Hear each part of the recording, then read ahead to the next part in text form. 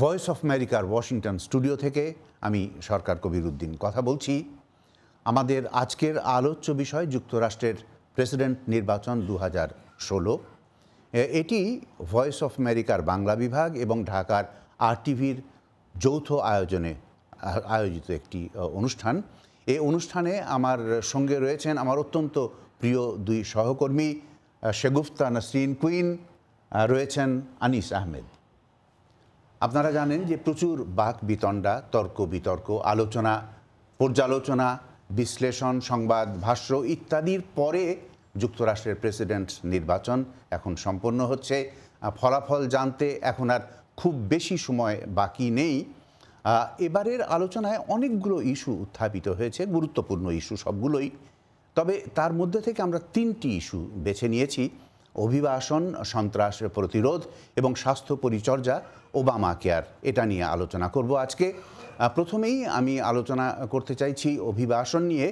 অভিবাসন অত্যন্ত গুরুত্বপূর্ণ একটি ইস্যু যুক্তরাষ্ট্রের জন্য, যেমন তেমনি অন্যান্য দেশের, যেমন বাংলাদেশ, ভারত, পাকিস্তান, এই দেশগুলোর জন্য অত্যন্ত গুরুত্বপূর্ণ এই অভিবাসন ইস্যুটি। তো অভিবাসন নিয়ে আমি জানতে চাইব এখন আনিস আহমেদের বক্তব্য। জি, যেমনটি আপনি বলছিলেন যে অভিবাসন অত্যন্ত গুরুত্বপূর্ণ বিষয় এবং যুক্তরাষ্ট্রের ক্ষেত্রে ঐতিহাসিকভাবে যদি দেখা হয় তাহলে অনেকে বলেন যে যুক্তরাষ্ট্র মূলত অভিবাসীদেরই দেশ।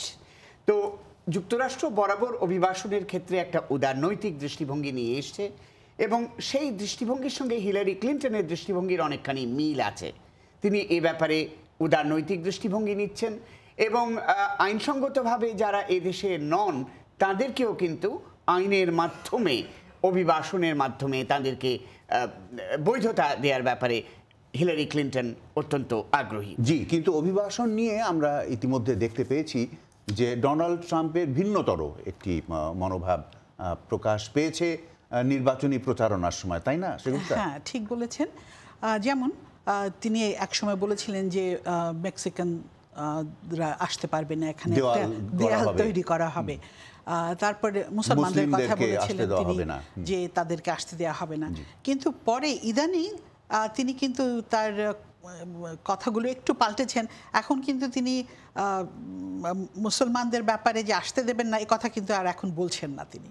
জি, আনিস, আপনি জানেন যে শেগুফতা নাসরিন কুইন একসময় মেরিল্যান্ড কংগ্রেসে কাজ করতেন। সে সময় অনেকগুলো বিল উত্থাপনে তার বেশ কিছু অবদান ছিল। তো শেগুফতা স্বাস্থ্য পরিচর্যা নিয়েও অনেক কাজ করেছেন, রিপোর্টিংও করছেন এখনও অনেক। তো স্বাস্থ্য পরিচর্যা এবং বিশেষ করে ওবামা কেয়ার সম্পর্কে অনেক রকম বিভ্রান্তি আছে, বিশেষ করে যুক্তরাষ্ট্রের বাইরের দেশগুলোতে। তো হ্যাঁ, ঠিকই বলেছেন। ওবামা কেয়ার হচ্ছে প্রেসিডেন্ট বারাক ওবামার লেগেসি।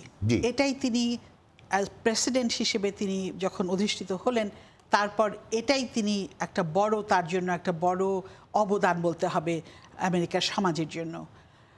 কিন্তু এটা নিয়ে প্রচুর বিতর্ক এবং আপনারা জানেন যে রিপাবলিকানরা এইটার খুবই সমালোচনা করেন এবং ডোনাল্ড ট্রাম্প বলে আসছেন যে তিনি প্রেসিডেন্ট হলে এটা প্রথম দিনেই তিনি এটার জন্য একটা কিছু রিপিল করার চেষ্টা করবেন। ওবামা কেয়ারে যেটা কয়েকটা উল্লেখযোগ্য বিষয়, তার মধ্যে প্রথমটাই হচ্ছে যে আপনার একজনের যদি অসুস্থ থাকে কেউ, আগে একটা ধরুন ক্যান্সার হয়েছে, বা তার মানে এই নয় যে সে পরে আর বীমা পাবে না, তাকে সেটা দিতে হবে।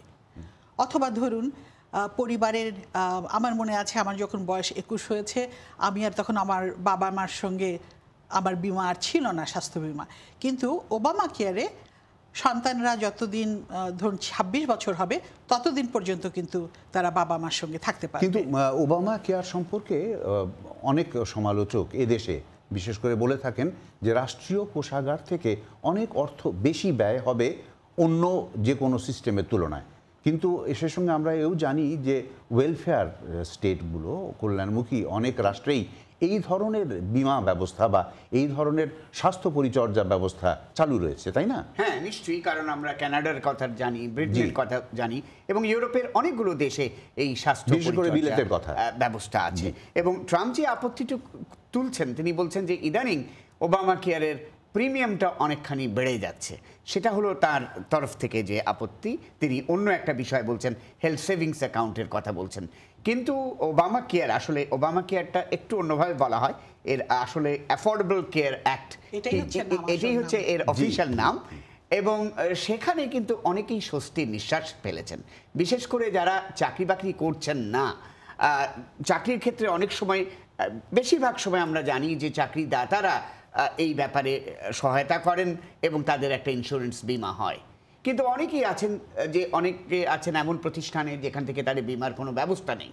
সেই ব্যবস্থাগুলো নেওয়ার জন্যই কিন্তু ওবামা কেয়ার। এবং আপনি সঠিক বলছিলেন যে স্বাস্থ্য পরিচর্যার বিষয়টি এখন প্রায় বিশ্বব্যাপী একটা সম্মিলিত প্রয়াস হিসেবেই চলছে। জি, এবারের নির্বাচনে যে ইস্যুগুলো, যেমন কিনা আমরা আগেও উল্লেখ করেছি যে গুরুত্বপূর্ণ ইস্যু উত্থাপিত হয়েছে, কিন্তু একটি ইস্যু যেটা অভিন্ন বলে আমরা মনে করে থাকি, শুধু যুক্তরাষ্ট্রের নয়, সারা বিশ্বের বিভিন্ন দেশের অভিন্ন ইস্যু, সেটা হচ্ছে সন্ত্রাস প্রতিরোধ। সন্ত্রাস প্রতিরোধের জন্য যুক্তরাষ্ট্র বিভিন্ন সময়ে বিভিন্ন প্রশাসনে বিভিন্ন ধরনের ব্যবস্থা গ্রহণ করেছে এবং অনেক শরিকানা সম্পর্কের মধ্যে গিয়েছে। বাংলাদেশের সঙ্গেও সন্ত্রাস প্রতিরোধ বিষয়ে যুক্তরাষ্ট্র একাত্মতা প্রকাশ করেছে। তো এ ব্যাপারে আলোকপাত করবেন সুগফতা? হ্যাঁ, নিশ্চয়ই। সন্ত্রাস দমন, সেটা যখন হিলারি ক্লিনটনের মতামতটা হচ্ছে যে সবাই মিলে একটা নেটওয়ার্ক থাকবে, এককাট্টা হয়ে তারা এই দমন অভিযান করবে বা সন্ত্রাস দমন করবে। কিন্তু উনি বলে আসছেন, ট্রাম্প বলে আসছেন যে তিনি একাই, তিনি যদি প্রেসিডেন্ট হন তিনি আইসিসকে দমন করতে পারবেন। এটা তার একটা বড় বক্তব্য, তাই না? জি, আমরা সন্ত্রাস দমন বিষয়ে আফগানিস্তানে যুক্তরাষ্ট্রের ভূমিকা দেখেছি, সিরিয়াতে যুক্তরাষ্ট্রের ভূমিকা দেখেছি, ইরাকে যুক্তরাষ্ট্রের ভূমিকা দেখেছি, নেটোতে যুক্তরাষ্ট্রের ভূমিকা দেখেছি। তো নেটোর ব্যাপারে এই দুই প্রার্থীর মধ্যে কিছুটা মত পার্থক্য দেখা গিয়েছে নির্বাচনী প্রচারণার সময়, তাই না আনিস? আপনি তো সন্ত্রাস প্রতিরোধ নিয়ে অনেক রিপোর্টিং করছেন, অনেক কাজও করেছেন আপনি। জি, বেশ নেটো প্রসঙ্গ দিয়ে শুরু করি, যেটা আপনি বলছিলেন, এবং সেগুফতা ঠিকই বলেছেন যে হিলারি ক্লিনটনের দৃষ্টিভঙ্গিটা একটা সামূহিক, অর্থাৎ ইনক্লুসিভ দৃষ্টিভঙ্গি আছে, এবং নেটোর মধ্যে তিনি থাকতে চান এবং অন্যান্য জায়গায়ও যুক্তরাষ্ট্রে যাতে একটা শক্তিশালী ভূমিকা থাকে সে কথা হিলারি ক্লিনটন বলছেন। ডোনাল্ড ট্রাম্পের নেটোর ব্যাপারে কিংবা এই জাতীয় সামরিক কিংবা অসামরিক যে সমস্ত জোট আছে যেখানে যুক্তরাষ্ট্র রয়েছে, সে ব্যাপারে তার একটা বড় রকমের আপত্তি আছে। তিনি মনে করছেন যে এতে যুক্তরাষ্ট্র প্রচুর পয়সা খরচ করছে এবং যুক্তরাষ্ট্রের এটা করা উচিত নয়।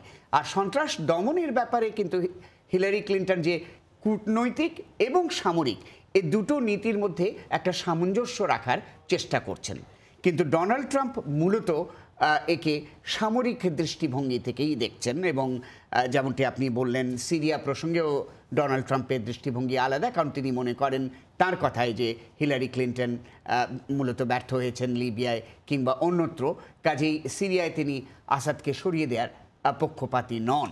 তিনি মনে করেন এতে আইসিস অনেক শক্তিশালী হবে। কিন্তু হিলারি ক্লিনটন বলছেন যে সিরিয়ায় মানবাধিকার যেভাবে লঙ্ঘিত হচ্ছে সেটাও একটা বড় ব্যাপার।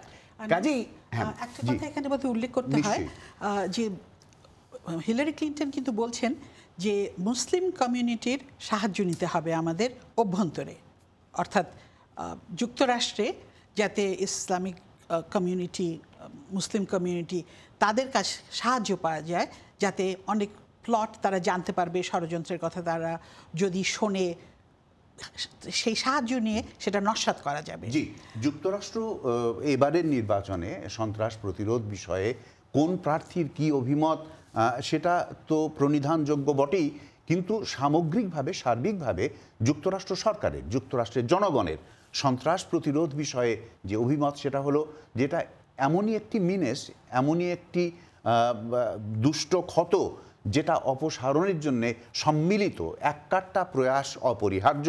এই প্রয়াসে বাংলাদেশ, ভারত, পাকিস্তান সব দেশের সঙ্গে যুক্তরাষ্ট্র মিলিতভাবে কাজ করতে চায়। আমাদের আলোচনার এখানেই সমাপ্তি টানছি।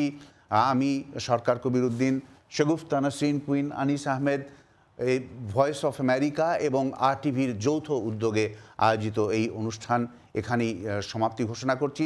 আমরা এখন অপেক্ষা করছি নির্বাচনী ফলাফলের জন্য। আপনাদের সবাইকে অনেক অনেক শুভেচ্ছা, ধন্যবাদ।